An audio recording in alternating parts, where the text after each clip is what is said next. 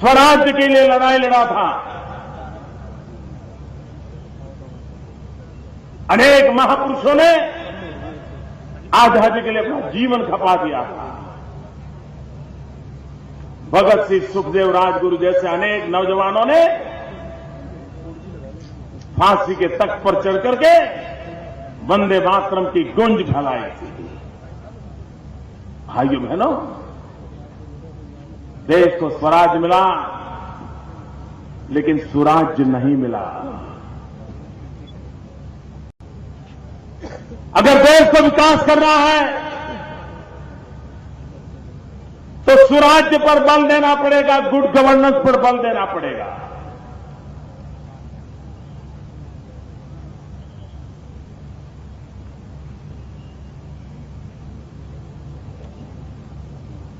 कोई भी मजबूत शरीर हो,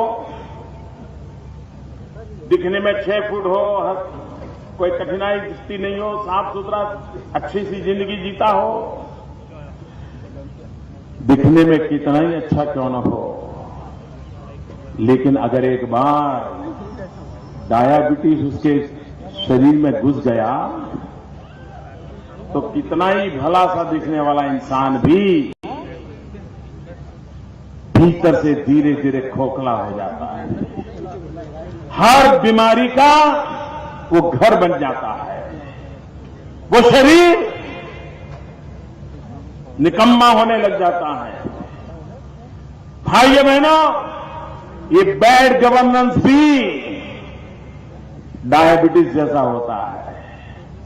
एक बार व्यवस्था में घुस गया, देश खोखला हो जाता है, जीवन तबाह हो जाता है, विकास के सारे रास्ते बंद हो जाते हैं, देश गड्ढे में ही गिरता चला जाता है। और इसलिए अगर हमें देश को बचाना है, सुराज्य के लिए संकल्पबद्ध होना पड़ेगा। और भाइयों बहनों, मुख्यमंत्री के नाते मेरे कार्य का अनुभव तो मैं कह सकता हूं, अगर गरीबी के सामने लड़ना है, बीमारी के सामने लड़ना है, अशिक्षा के सामने लड़ना है, तो उसके लिए सबसे पहला कदम होगा गुड गवर्नेंस। आज गरीब का बच्चा, मैंने कई ड्राइवरों से पूछता हूं, मैं कभी दौरा करता हूं कि बच्चे क्या करते हैं, कर्ज कितना है, कैसे जीते हो। ज्यादातर ड्राइवर मुझे बताते हैं कि साहब कर्ज बहुत हो गया। मैंने कहा क्यों भाई, कोई आदत वादत खराब है क्या? तो कहे नहीं, बच्चों की शिक्षा के लिए मैंने कर्ज किया है। एक ड्राइवर के मन में भी इच्छा है कि मेरे बच्चे पढ़ लिख करके बड़े बने हैं, उनको ड्राइवर की नौकरी करने की जिंदगी न गुजारनी पड़े, ये उसकी भी इच्छा होती है। आप आपके घर में काम करने वाले को पूछ लीजिए, कोई लिफ्टमैन को पूछ लीजिए, कोई सब्जी बेचने वाले को पूछ लीजिए, हर एक के दिल में एक इच्छा है।